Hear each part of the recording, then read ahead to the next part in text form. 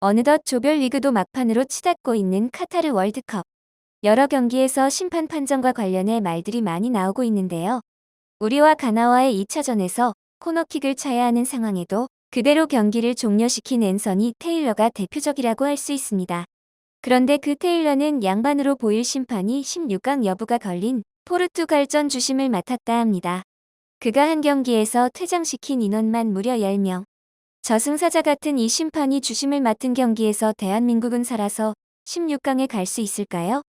지난 가나전에서 3대2로 아쉬운 패배를 맛봐야 했던 대한민국. 안 그래도 뼈아픈 패배는 마지막 코너킥 찬스도 활용해보지 못하고 경기가 종료된 탓에 너무나 아쉬울 수밖에 없었습니다. 그 원흉은 우리가 마지막으로 코너킥을 차야 하는데도 불구하고 자기 멋대로 경기를 끝낸 주심 앤서니 테일러.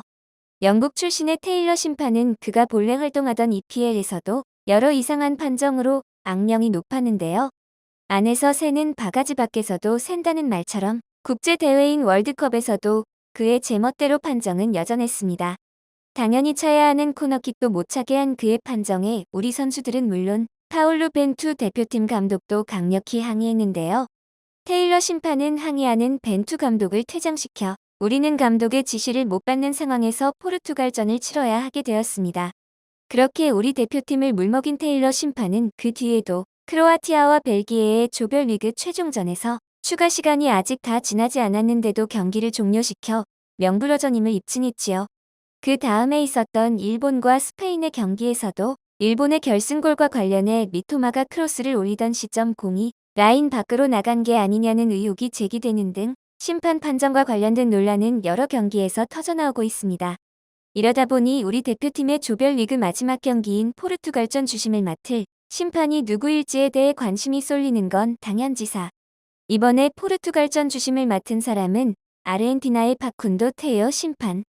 그런데 이 심판의 전적을 본 이들은 경악을 금치 못했습니다.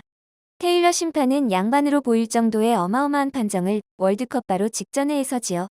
때는 시간을 거슬러 우리 시간으로 지난달 7일 이날 보카 주니어스와 라싱이 대결한 아르헨티나 슈퍼컵 대회의 주심을 맡은 건 테오 심판. 후반전 막판 양팀 선수 간 몸싸움이 격해지자 테오 심판은 양팀 선수를 퇴장시킨 건 물론 이에 항의하던 감독에게도 레드카드를 꺼내 들었습니다. 그 난장판을 뒤로하고 돌입한 연장전에서 라싱 선수가 골을 넣고 흥분한 나머지 유니폼까지 집어던지고 포효했는데요. 이에 열받은 보카 선수들이 달려들어 그 선수를 두들겨 팬 걸 시작으로 후반전 소라는 애들 장난으로 보일 정도의 패싸움이 벌어졌습니다.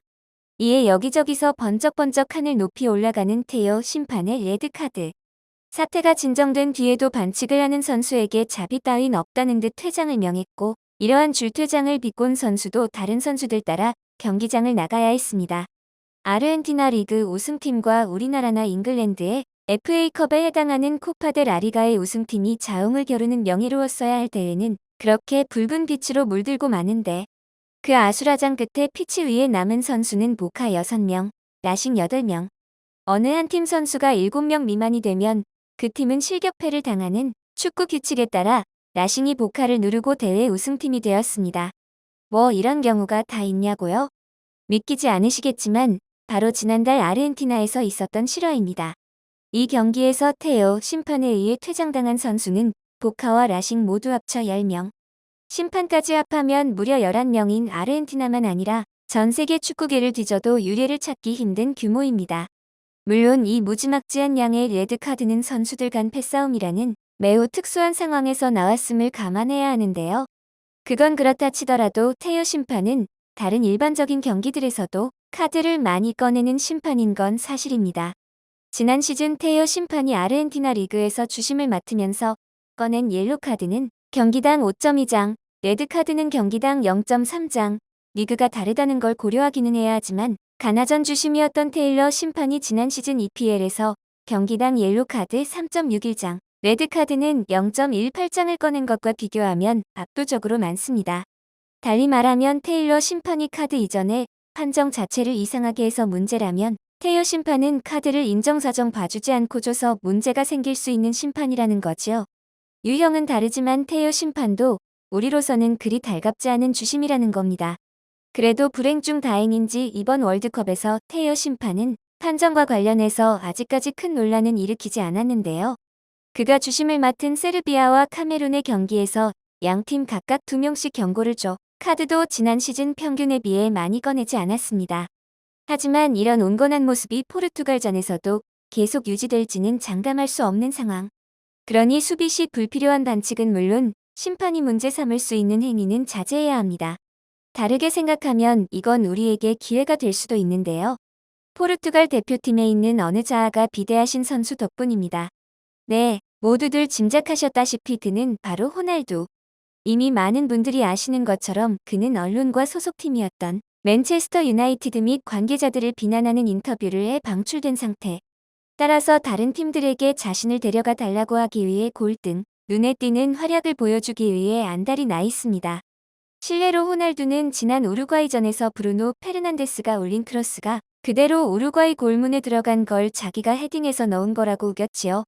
물론 그때 호날두가 본인 주장처럼 페르난데스의 크로스에 헤딩을 시도했던 것 자체는 맞지만 영상을 자세히 보면 호날두의 머리에 닿지 않고 그대로 흘러들어갔음을 알 수 있습니다. 그럼에도 호날두가 경기 뒤에도 자신의 이마가 공에 닿았다고 주장하자 이번 월드컵 공인구 알릴러를 만든 아디다스가 관련해서 성명을 발표했는데요.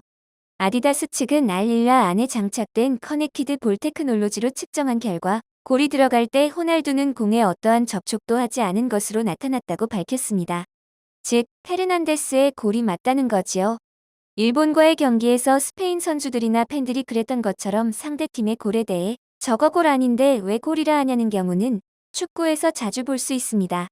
하지만 호날두처럼 우리 팀 선수가 넣은 골을 자기가 넣은 거라고 우기는 경우는 정말로 보기 힘든데요. 이 어이없는 촌극이 발생한 건 호날두에게는 이번 월드컵이 마지막이라 포르투갈 역사상 월드컵 최다골 기록을 세울 기회가 이번이 아니면 없기 때문. 거기에 앞서 말한 것처럼 다른 팀들, 특히 챔피언스리그에 나가거나 나갈 수 있을 만한 팀이 관심을 가질 활약을 해야 한다는 조바심도 큰 이유 중 하나입니다. 그럴 만한 게 현재 유럽 주요 팀들은 호날두에 큰 관심을 보이지 않고 있고 호날두 영입을 시도하고 있는 건 사우디아라비아의 알힐랄이나 미국의 인터 마이애미 등 비유럽권 팀들 뿐. 그는 주급 300만 파운드를 주겠다는 알힐랄에 제의도 뿌리치는 등 유럽 강팀 아니면 안 간다는 입장을 고수하고 있습니다. 그런 호날두에게 지금 필요한 건 결국 자신이 아직 쓸만하다는 걸 보여줄 골. 따라서 호날두는 우리와의 경기 출전 시 골에 대해 크게 집착할 것이고 신경도 곤두서 있을 겁니다. 그런 호날두를 카드를 받지 않는 선에서 계속 자극해 짜증이 나게 유도한다면 돌출 행동을 이끌어낼 수 있을 건데요. 테오 심판의 성향상 그런 돌출 행동이 발생하면 높은 확률로 카드를 꺼내게 될 겁니다. 정도에 따라서는 붉은 게 나올 수도 있지요. 따라서 이러한 현재의 호날두의 심리 상태와 테오 심판의 인정사정 없는 성향을 잘 활용하는 것도 경기를 유리하게 할 전략 중 하나가 될 것입니다. 심판이 어쩌니 저쩌니 해도 결국 경기는 선수들이 하는 것. 따라서 심판의 성향에는 주의하되 우리 스스로도 경기를 잘 풀어나가는 것이 가장 중요합니다. 이 또한 방법이 있는데요. 우리 AI 기술력을 통해 포르투갈 선수들의 패턴을 분석한 것을 바탕으로 대응하면 됩니다. 이를 가능하게 해준 것은 국내 업체인 비프로 11에서 개발한 축구 영상 분석 AI 플랫폼. 이 분석 프로그램은 경기장에 설치한 카메라 세대로 촬영한 경기 영상을 이어 그 화면에 포착된 선수들의 움직임을 추적하는 트래킹 기술을 적용하는 방식으로 돌아가는데요. 각 선수 주요 활동 반경, 슈팅 위치와 횟수, 득점 구역, 패스 빈도 및 방향 등 다양한 데이터를 실시간으로 추출 가능합니다. 그래서 비프로 11의 이 프로그램은 우리 K리그 팀들뿐 아니라 AC 밀란, 레알 마드리드 등 유럽 각국을 대표하는 정상급 팀들을 포함 세계 1,500여 개 팀들이 이용하고 있다는군요. 해당 프로그램을 활용해 이번 월드컵 포르투갈의 움직임을 분석한 결과 가나와의 1차전에서는 양 측면 수비수가 볼을 많이 받고 공격에 적극 가담한 반면 우루과이와의 2차전에서는 중앙 미드필더들을 중심으로 안정적으로 경기를 운영했습니다. 따라서 이미 16강이 확정된 뒤 7회는 우리와의 경기에서는 후자의 방식으로 경기를 운영할 가능성이 크지요. 우리는 그런 포르투갈의 중원이 제 역할을 하지 못하도록 방해하는 전술을 들고 나온다면 포르투갈의 공격을 저지해 승산이 커질 수 있을 겁니다. 수비에 대해서는 두 골을 실점한 가나전을 분석해보니 모두 측면에서 크로스가 올라온 상황에 수비수들 실책까지 겹친 결과로 나왔는데요. 그러니 우리도 가나전 후반 했던 것처럼 크로스를 많이 올리고 조규성 등 장신 선수들을 적극 활용할 필요가 있습니다. 우리가 1, 2차전에서 승리하지 못한 이유에 대해 분석한 결과 가장 큰 원인은 경기력에 비례하지 못한 적은 슈팅. 즉 이기기 위해서는 어찌 보면 당연한 말이지만 초반부터 슛을 적극적으로 날려야 합니다. 어차피 이번에 못 이기면 그대로 끝인데 망설일 이유도 없지 않습니까?